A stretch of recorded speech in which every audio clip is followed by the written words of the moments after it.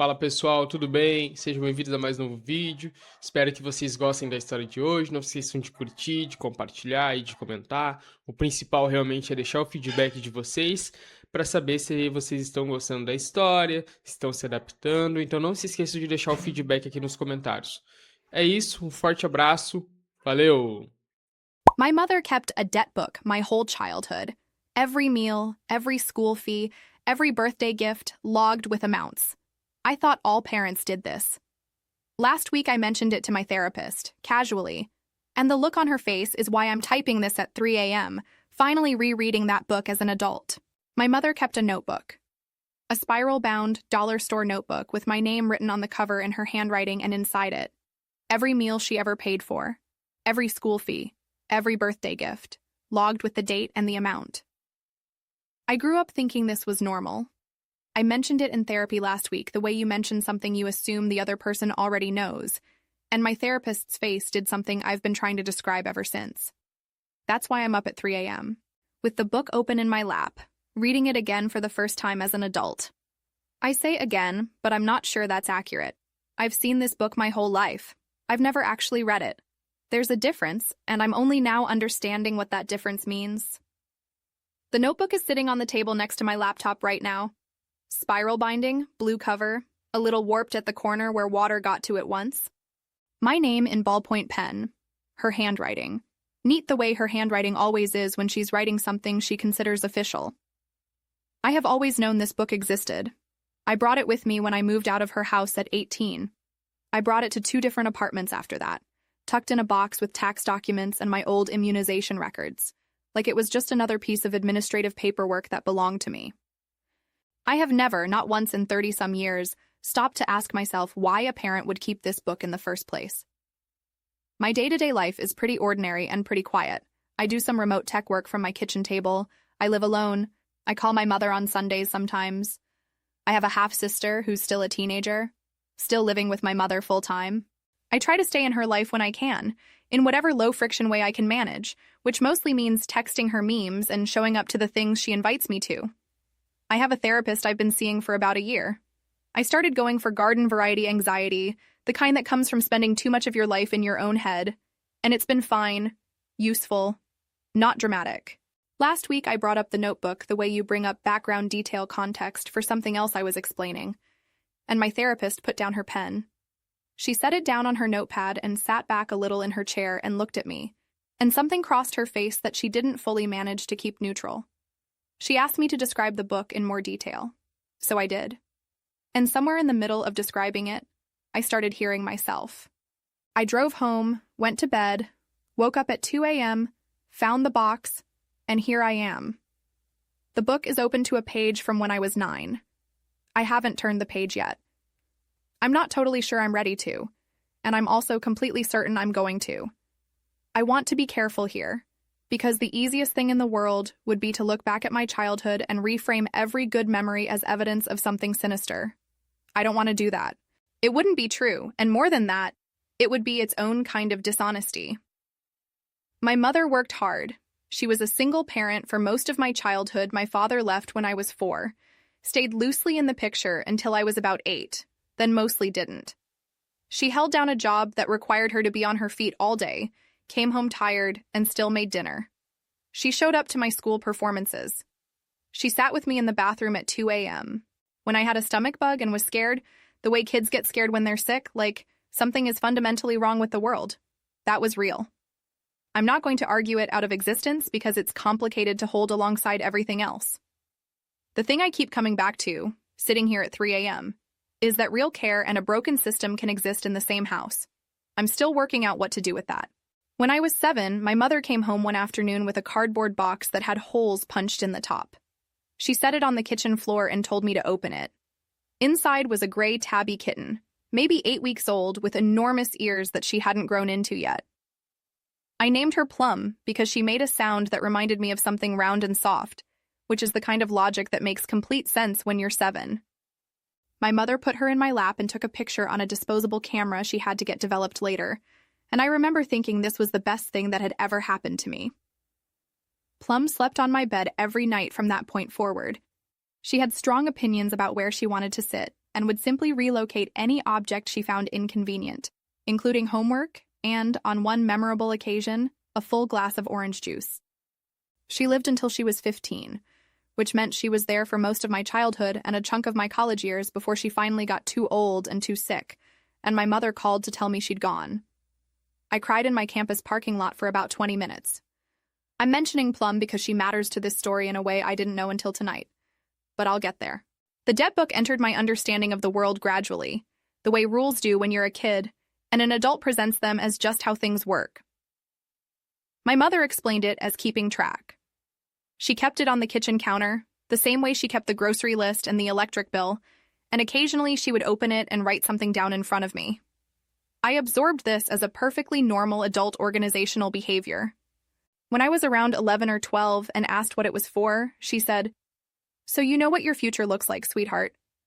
I thought this was her teaching me something responsible about money. I thought she was preparing me.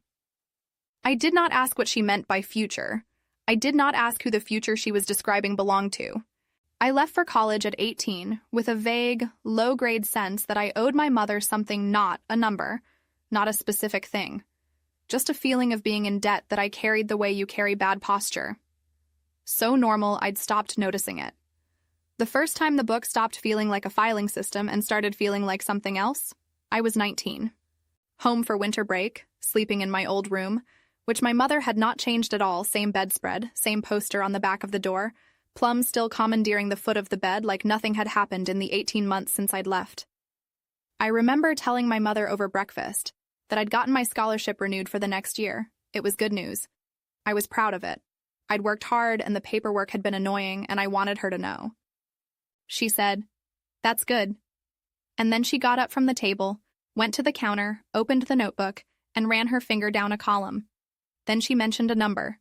Not a congratulations, not a follow-up question, just a number, said in the same tone you'd use to read a weather report. I don't even remember the exact amount now. What I remember is the feeling a small, cold thing, low in my chest, there and then gone. I told myself she was just being organized.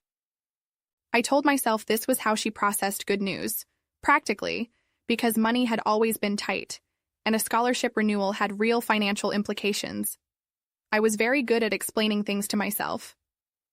Over the next several years, I got a lot of practice. Because it kept happening. Not constantly, not in a way that announced itself as a pattern, more like a background hum that got briefly louder at certain moments.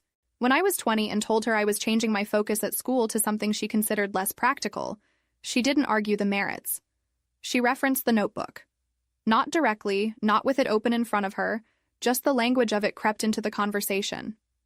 Things like "after everything I've put into your future," and "you might want to think about what you owe yourself here," which sounds almost reasonable until you realize yourself was doing a lot of heavy lifting in that sentence and was not, in fact, referring to me. When I was 23 and broke up with someone she liked, same thing. When I moved to an apartment she thought was too far away, same thing. The book itself didn't always appear. It didn't need to. The logic of it was already inside me by then, running quietly in the background. I owed her. I owed her in some amount that was never fully specified and never fully paid, which meant it could be invoked whenever it was useful. I did not identify this as a problem. I identified it as my mother. There's a specific kind of gaslighting that doesn't require lying. It just requires you never asking the right question. I'm sitting here at 3 a.m., and that's the thing I keep landing on, not that she deceived me exactly, but that the whole system depended on me never stopping to ask one basic thing. Why does a parent keep a ledger on a child? I was 19 the first time it felt wrong. I am in my 30s, and I am only now asking the question. That gap is the part that's hard to sit with. Not what she did. What I didn't do. What I kept not doing, year after year, because asking would have meant looking directly at something I was not ready to see. After the therapy session, I drove home, ate some crackers standing over the sink because I hadn't thought to buy anything for dinner, and sat on my couch for a while doing nothing in particular. Then I got up and went to the closet where I keep the box. I knew exactly where it was. That's the thing I couldn't stop thinking about on the drive home. I have moved this box twice. I carried it out of my mother's house at 18, loaded it into a friend's car, carried it up 3 flights of stairs to my first apartment. Then I moved again 4 years later and carried it to this apartment, where it has sat on the top shelf of my closet behind a broken humidifier and a bag of winter coats I keep meaning to donate. I never once thought to throw out the notebook. I'm not sure what that means. Maybe nothing. Maybe something. I put it on the table, made myself a cup of tea I didn't drink, and started reading from the beginning. The first entries are from before I have any memories. Formula, diapers, a pediatrician copay, a month of childcare. The amounts are small, the handwriting younger looking, and there's something genuinely disorienting about reading a record of your own infancy in a notebook your mother apparently started keeping before you could walk. I turned pages. Clothing, shoes in the next size up, a birthday cake when I turned 4. She logged the birthday cake. I noted this and kept going because I was trying to stay methodical about it, trying not to react to each individual thing before I had the whole picture. And then I got to the year I turned 7. The entry I expected was there a toy I actually remember, a specific one with yellow handles that I carried everywhere for about 6 months. Listed. The birthday cake again, different flavor that year. And then below it, in the same neat column, Cat Acquisition Plus, first supplies $87. I had to read that one twice. Not because the dollar amount was surprising, but because of what it meant that on the day my mother put Plum in my lap and took a picture with a disposable camera, she had already opened this book and logged it, before the picture was even developed. I put the notebook down for a minute, got up, rinsed out my mug, came back, kept reading. The entries from my elementary school years are mostly what you'd expect: school fees, a field trip, winter coat. But somewhere around when I was 9 or 10, they start to shift. The amounts get less specific, and then there are entries with no dollar amounts at all. One from when I was 10 reads, "Stayed home from work, M sick, needed supervision." A check mark beside it, no number.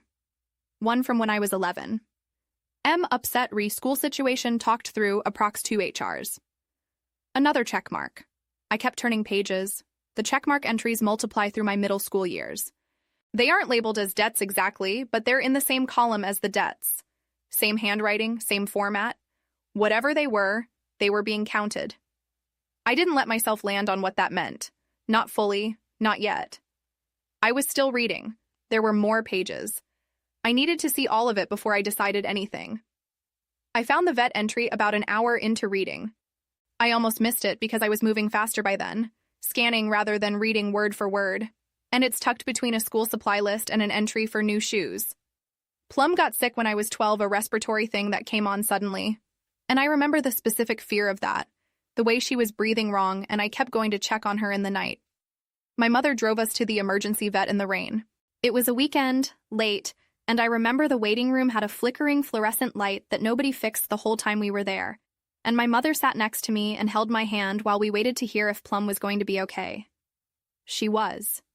It cost more than my mother had budgeted for, and I knew that.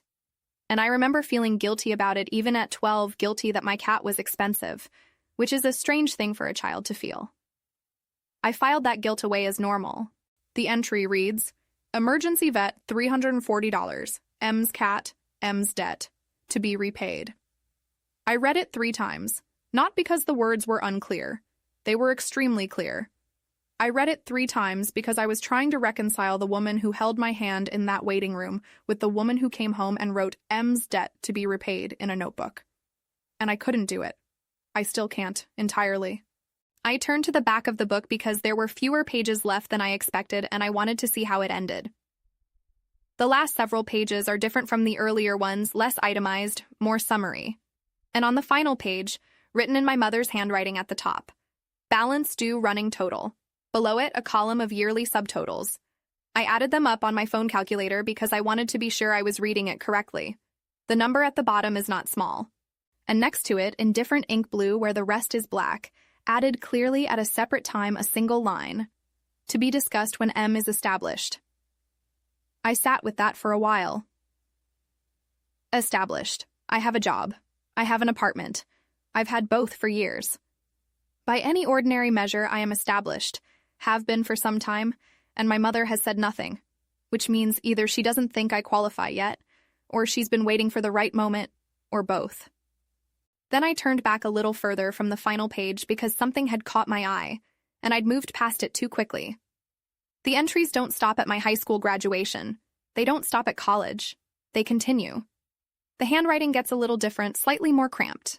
The way handwriting changes as people age, but it's the same notebook, the same columns, the same format.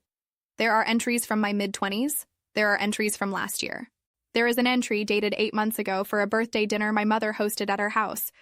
I was at that dinner. I brought wine and helped clear the table and hugged her goodbye at the door. The entry lists the cost of the groceries. I've been accumulating a debt I didn't know about for my entire adult life. I closed the notebook. I didn't go to sleep. I sat at my kitchen table until it started getting light outside, and I thought about my half-sister, who is 16 next weekend, and who my mother mentioned cheerfully, offhandedly also has a notebook. She called 3 days later on a Sunday, which is when she usually calls, and the conversation was completely normal. That's the part that keeps snagging on me. She asked if I'd eaten, mentioned the weather where she lives, told me a story about something her neighbor did that she found irritating. Her voice was warm in the specific way it gets when she's in a good mood and wants you to know it. I listened and made the right noises and drank my coffee and thought about an entry from 1998 that I had photographed on my phone. About halfway through the call, she mentioned that her half-sister, she said, "Your sister?" She always says, "Your sister," which is correct, and also sometimes feels like a rhetorical move had been needing a lot lately. New school year, new supplies, some activity fees she hadn't budgeted for. She said she was stretched thin. She said it lightly, not as a demand, just as information, the way you'd mention a low gas tank to someone sitting in the passenger seat. I know this move. I have been in the passenger seat my whole life. I said I could send something for the school supplies, genuinely, because I wanted to. My half-sister is a kid and school supplies are not her fault. My mother said, "That would be so helpful, sweetheart. You've always been so generous." I wrote down that exact sentence after we hung up. Something about it felt important to document. Then, because I had been awake for 3 days with a specific question I hadn't been able to stop turning over, I asked her. I tried to keep my voice neutral. I said I'd been thinking about the notebook she kept when I was growing up, and I was wondering had she ever shown my half-sister something similar? Shown her how it worked? Explained the system? A pause. Not a long one. "Oh, I have one for her too. Don't worry, I'm keeping track." She said it the way you'd say, "I remembered to water your plant," like it was a favor. Like track was a service she was providing. I said, "Okay," and let her finish the sentence and said I had to go and hung up. Then I sat down on my kitchen floor. Not dramatically, I wasn't dizzy or anything. I just sat down because standing felt like more effort than I had available right then.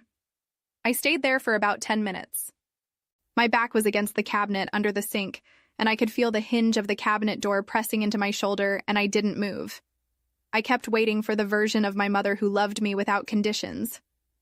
I think I was waiting for a person who didn't exist. I've said it that flat way in my head a few times now, trying to see if the flatness makes it easier to hold. It doesn't, particularly. But it's more honest than the other versions I've been telling myself, the ones where she was just stressed, just practical, just doing her best with the tools she had. Those things might also be true. They don't cancel this out. My half-sister is a teenager. My mother is keeping track of her right now in real time in a notebook that is probably in the same kitchen where mine was kept. That's the part I couldn't leave alone on the floor. I called my friend from college that night. We've been close for over a decade, the kind of close where you can call without a reason, and she picks up and doesn't make it weird. She picked up on the second ring, and I could hear she was doing dishes in the background, which for some reason made me feel better the normalcy of it. The sound of running water, and her life just going on ordinarily. I told her I needed to tell her something, and I wasn't sure how to frame it. She turned off the tap. I described the notebook. She listened without interrupting, which is something she's good at, and when I finished, there was a beat of silence, and then she said, "Well, parents do keep track of things, you know? Like, my mom had a folder with all our medical receipts." I knew she wasn't trying to minimize it. I also knew that was exactly what she was doing. I said, "Okay, let me read you something." I opened the notebook to the balance due page and read her the yearly subtotals and the total at the bottom and the note about when M is established. Another silence, longer this time. Then, Oh, that's different." She asked me to read her one more entry and I read her the plum one. She was quiet for a moment, and then she said, "I'm sorry." I did that thing where I tried to make it make sense before I actually heard it. I told her it was fine, and I meant it, because I had done the same thing for 30 years, so I was not in a position to judge a 30-second version of it. She stayed on the phone with me for almost 2 hours that night, and she was solid in the way that actually helps. She didn't tell me what to do or how to feel. She just kept asking questions and letting me talk. And by the end of it, I felt wrung out in the way that's different from just tired. The therapy session was the following Tuesday. I brought the book. I set it on the cushion next to me when I sat down, which I realize now was a strange thing to do. Treat it like it needed its own seat, but my therapist didn't comment on it. We went through it together for most of the hour. She asked questions the same way my friend had, methodically, letting me read entries aloud and then sitting with them.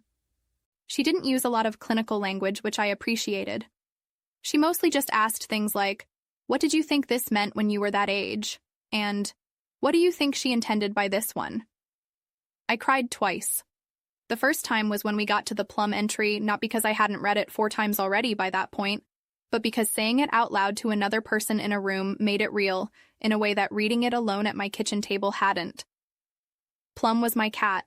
She was mine. And the entry exists. Both of those things are true at the same time, and I don't know how to make them sit comfortably together yet. The second time was when my therapist looked up from the balance due page and asked quietly, "Did anyone ever tell you that care isn't supposed to cost anything?" I didn't have an answer. I'm still not sure I have one. I told her about the half-sister's notebook, and my therapist nodded slowly, and we talked about what I could and couldn't reasonably do about that. The birthday dinner was already on the calendar. My half-sister was turning 16 the following weekend, family gathering at my mother's house. My therapist didn't tell me what to do. I had already decided.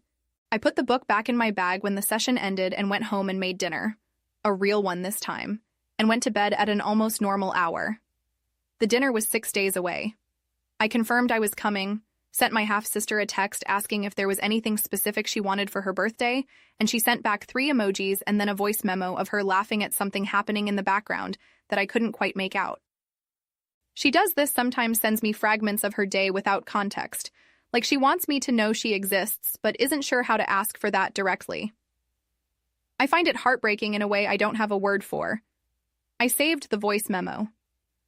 2 days before the dinner, my mother called to confirm I was coming. This is a thing she does, confirms things that are already confirmed, which I've always read as her wanting to hear you say yes one more time. The call was short. She told me what time to arrive, mentioned she was making the pasta dish she knows I like, and then just before she moved toward goodbye, she said she'd put together a little update on things she wanted to share with me after dinner. "Just the 2 of us," she said, when the others were occupied. I know this language. She has done versions of this before, used the tail end of a family gathering to raise something she wants to raise in a setting where my options for responding are limited. The living room of her house with relatives in the next room is not a place where I can react the way I might react alone. She knows this. I don't think she thinks of it as strategic, exactly. I think it's just a thing she does the way you do things you've always done without examining why. Maybe. I'm trying to stay honest about what I know versus what I'm assuming. After we hung up, I called my friend and told her about the little update. My friend said, "What do you think she's going to say?" I said I thought it was probably financial. She said, "Are you going to bring the book?" I said I hadn't decided yet. There was a pause, the particular kind she does when she's decided not to push. "Okay," she said. "Let me know how it goes either way." I told her I would. The book was already in my bag. It had been in my bag since the Tuesday therapy session, because I put it there when I left and hadn't taken it out. I told myself this was absent-mindedness. It wasn't. I just wasn't ready to say out loud that I was going to walk into my mother's house for my half-sister's 16th birthday dinner with the debt book in my bag and see what happened. Saying it out loud would have made it a plan, and a plan would have required me to think through the part where I was about to do something that could not be undone. So I didn't say it. I let it stay as a fact inside my bag, zipped into the front pocket next to my keys and a receipt from the gas station and a pen that had been rolling around in there for probably 4 months. The dinner was in 2 days. My mother was making pasta. My half-sister had sent me a voice memo of herself laughing at something I couldn't hear. I did not sleep particularly well. The day before the dinner, I took the book out of my bag and read it one more time. Not looking for anything new, I'd read it enough by that point that I could have recited certain entries, but the way you reread something before you cite it. Making sure I had it right. Making sure I wasn't misremembering the ink color on the balance due note, wasn't inflating the number in my head. I wasn't. The number was the number. The ink was blue. I put the book back in the front pocket of my bag and sat at my kitchen table for a while. I am not by nature someone who handles difficult things by talking about them at high volume. My whole adult life I have been better at managing hard situations physically and practically than emotionally. I fix the thing. I take the step. I do the task. I don't make speeches. I didn't write one. I didn't rehearse anything in the bathroom mirror. I decided that if my mother opened the door, I would walk through it. That was the whole plan. Except, here is the part I'm going to tell you plainly, because I said at the start I was going to be honest about this, and I meant it. I knew what was going to happen at that dinner. I have been watching my mother perform the self-sacrificing mother narrative at family gatherings my entire life. I knew she would do it at this one. I knew there would be a moment, probably during or just after her toast, probably while the relatives were nodding and my aunt was smiling, where she would say something about everything she had given, everything she had sacrificed, the 2 daughters she had raised largely on her own. She does this the way some people say grace. It is as reliable as weather. I made a deliberate choice. I decided I would let it happen. I would sit there while she established the narrative, let her get comfortable in it, let the relatives settle into their nodding, and then I would take out the book.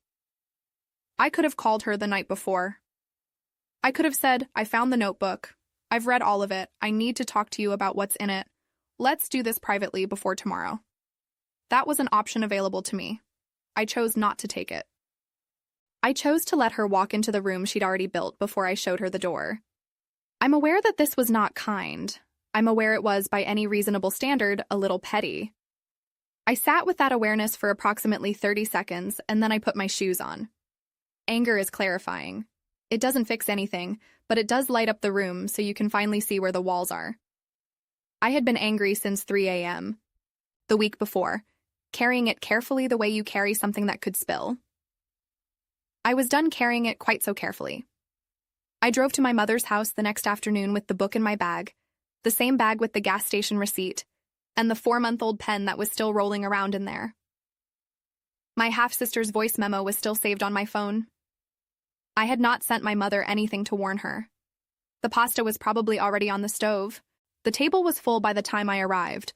My mother had done the thing she does where she arranges the table to look more abundant than it is good plates.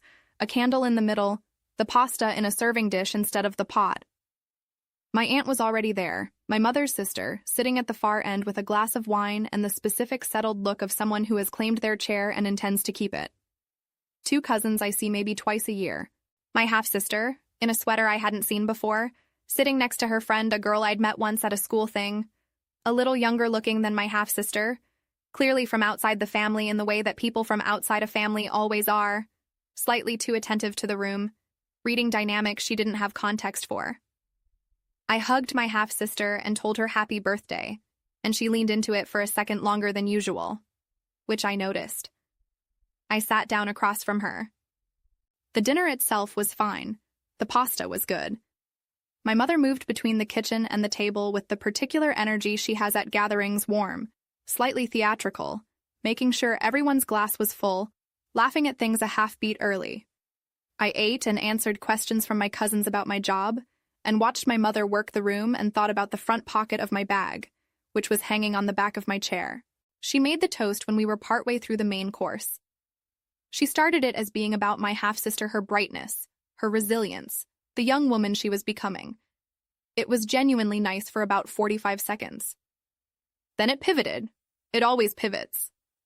She started talking about what it had meant to raise 2 daughters, largely on her own, with limited support, with everything she'd had to figure out as she went. Her voice took on the specific texture it gets when she's moving into this territory, softer, a little heavier, inviting a certain quality of attention. My aunt was nodding. My cousins were nodding. My half-sister was looking at her plate. I watched my half-sister's face while my mother talked, and I saw what I recognized, the particular way she held her shoulders, slightly inward, slightly braced, the posture of a kid who has learned to take up less space when this subject comes up. I know that posture. I had it for years. I stopped being patient. My mother said the words, some version of them. I won't pretend I remember exactly, but the phrase, everything I've given, was in there. I'm certain of that, and I reached behind me and took the book out of my bag.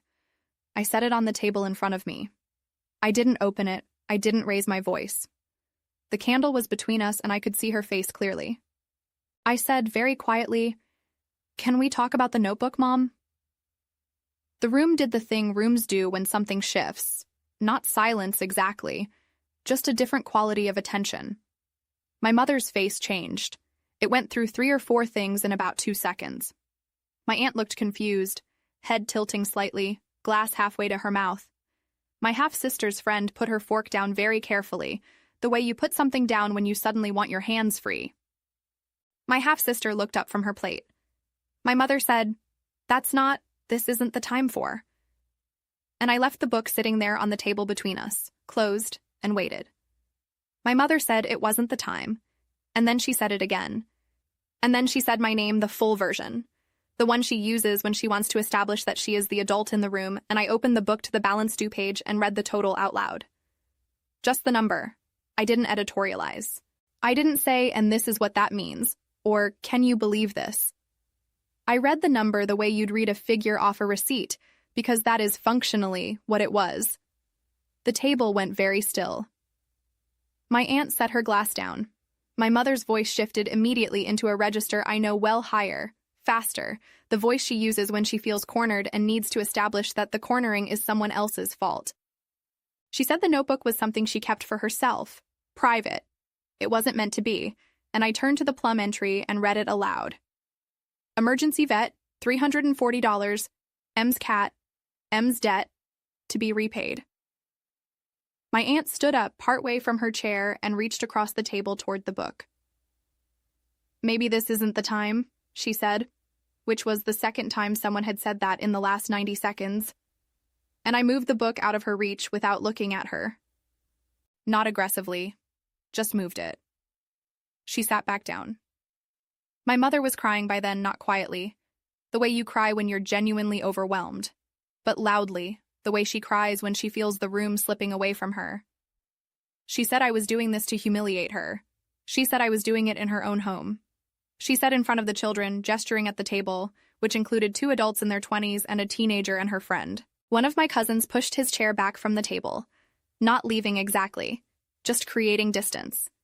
The specific body language of a person who has decided this is not their problem. My half-sister's friend leaned toward my half-sister and said something very quietly, and my half-sister shook her head, and the friend said almost in a whisper, "Should I go wait outside?" And my half-sister said, "No, stay." I read one more entry.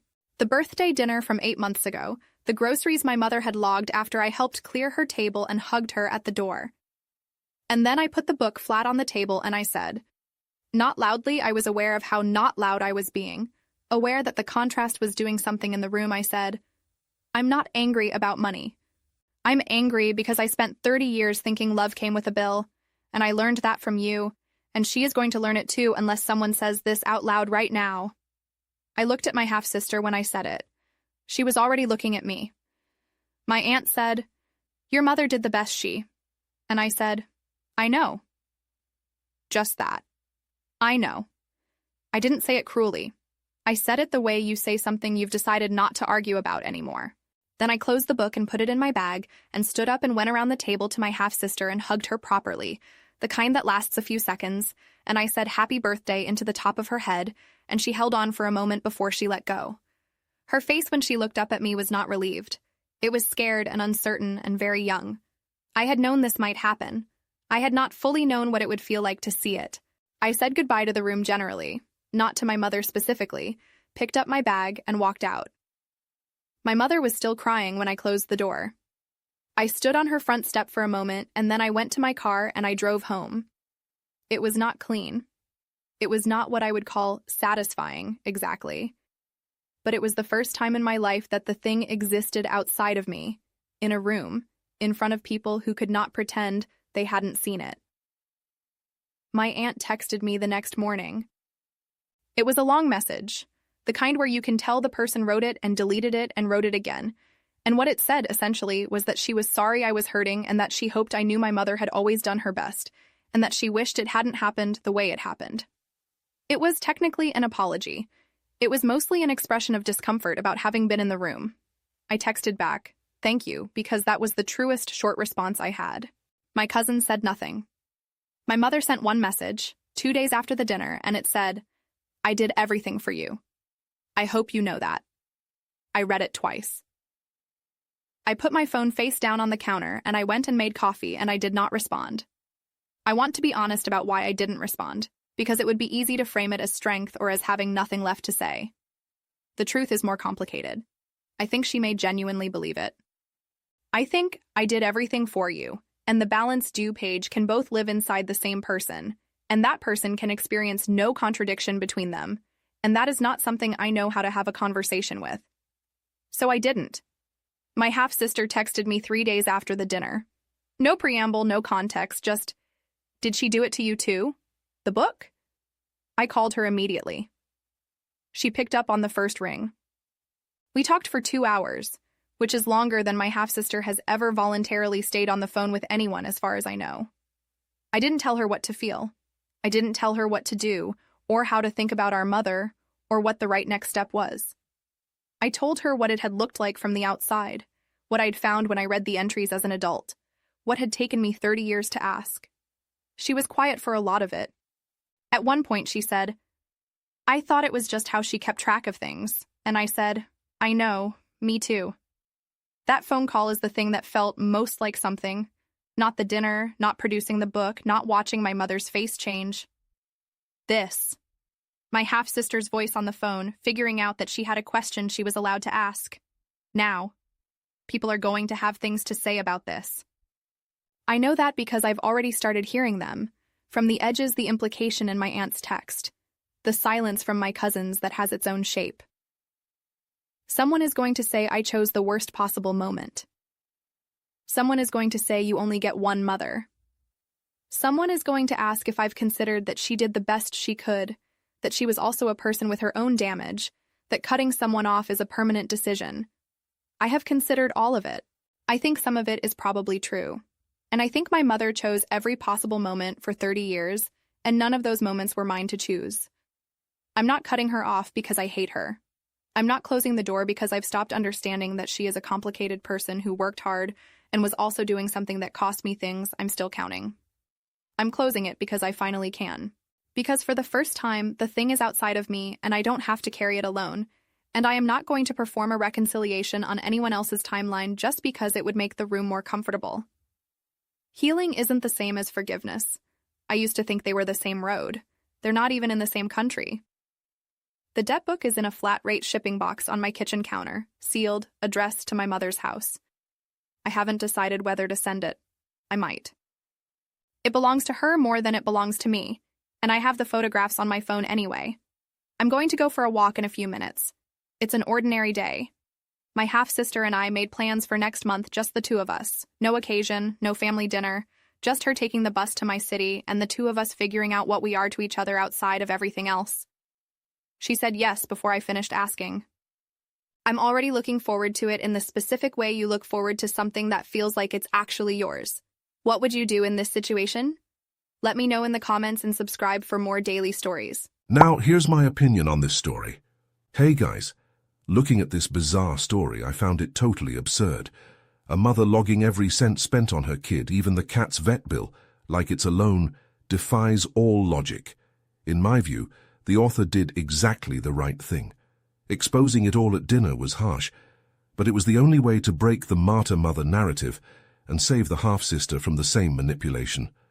If it were me, being a very practical and direct guy, I wouldn't have the patience to wait for dinner. I would have returned that notebook in a box and cut contact that same day. No stage for drama. Nobody deserves to carry a debt just for existing. But tell me, what would you do in her place? Drop a comment below with the city or country you're watching from and what time it is right now. And of course, let me know if you liked today's story and subscribe to the channel so you don't miss the next videos.